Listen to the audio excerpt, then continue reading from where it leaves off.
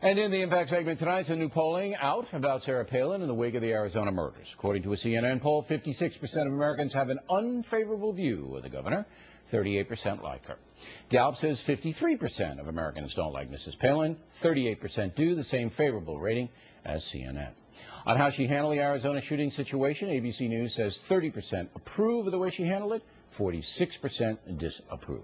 Joining us now from Phoenix, Arizona, with analysis, the purveyor of DickMorris.com, Mr. Morris. So, why the big hit for Governor Palin? I mean, it was an unfair attack on her. It's been proven to be specious. Why did she take a hit? Well, I wrote a column on DickMorris.com called "The Perils of Palin," and kind of explaining it. The problem is that when the left plays Sarah Palin like a fiddle, they hit her with attacks that are outrageous and below the belt and defamatory and aimed at her family and everything. And then she always replies. She always answers. And she answers in colorful rhetoric like blood. And as far as the public's point of view is concerned, they say a plague on both your houses. But the liberals who are criticizing her don't have to run for anything. And Sarah may want to.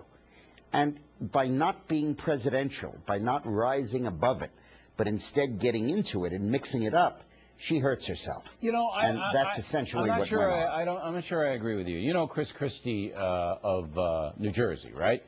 Right. And he's a guy that answers back and kicks back, and he's becoming very, very popular. I guess there's two ways to look at it. You either rise above it, as you said, appear presidential like George W. Bush did and never reply. But look at the damage.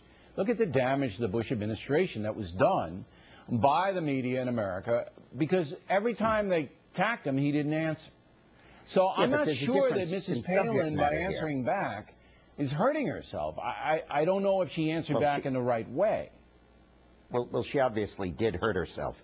Her unfavorable before the shooting was 49. No, but if she had answered back in a different way, it might have, the polling might not have turned out that way. That's it. What she should have done, which was in her statement, but the blood libel overshadowed it, is to have said, I will not deal with this as a political matter. This has nothing to do with politics. This is a national tragedy. And I think that the point is that it's okay to answer on substance. It's okay to answer when you're talking about health care or her accusation about death panels where she was attacked, and she was perfectly right. That helped her, and that was good. But over this thing, it looks to the average voter as if there was this disaster in Tucson, this horrible thing happened, and here Sarah Palin is complaining that she's being victimized with a blood libel. All right, so she should have kept it like President Obama did, centered on the victims, say this is terrible, but I'm not going to do it. I'm not going to contribute to the circus. Okay. Exactly. Now, and she needs to be presidential. Okay. You heard Karl Rove and I discuss what Harry Reid will probably do in the Senate, which is try to block any up or down vote on the repeal of Obamacare. What say you? Well, first, the reason he's not going to let there be a vote, or is going to try not to, is that he's worried that his moderate Democratic senators who are up for re-election they're going to vote with the Republicans and are going to pass the damn thing. And then Obama has to veto it, and it looks like Congress has repealed it. Because if you're Ben Nelson and you've got a re-election coming up in Nebraska, and you know Obama's going to veto the repealer anyway, why do you get between him and a bullet? And I think that's one point. The other point, though, is more important. The real fight here will not be over repeal. It will be over defunding. When the budget comes up, and the budget has to pass, the IRS needs money to operate, the Republican Party will put an amendment in the IRS bill that says if you use any of this money to enforce the individual mandate or the employer mandate, you are committing a crime. You go to jail for that. So they'll try to shut down the government. And they're going to put money into the HHS budget to say you cannot use this to cut Medicare, and you can't use this for rationing. I don't know if the Republican Party wants to shut down. I don't know if they want to shut down the government, but I know there'll be a lot of anger if Senator Reid is not allowed this to come up for a vote.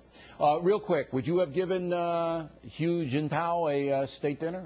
Would you have advised him? Of course. Yeah. Of course. It's China. It's the largest country in the world. Absolutely. I think the point that we're missing here, though, when we talk about the Chinese trade deficit, is the Chinese make a product They sell it to the United States. We buy the product and China gets dollars.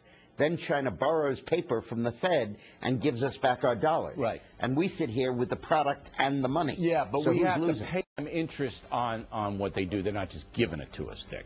All right, Yeah, Dick Morris, everybody. We're doing okay. All right. And we will have more.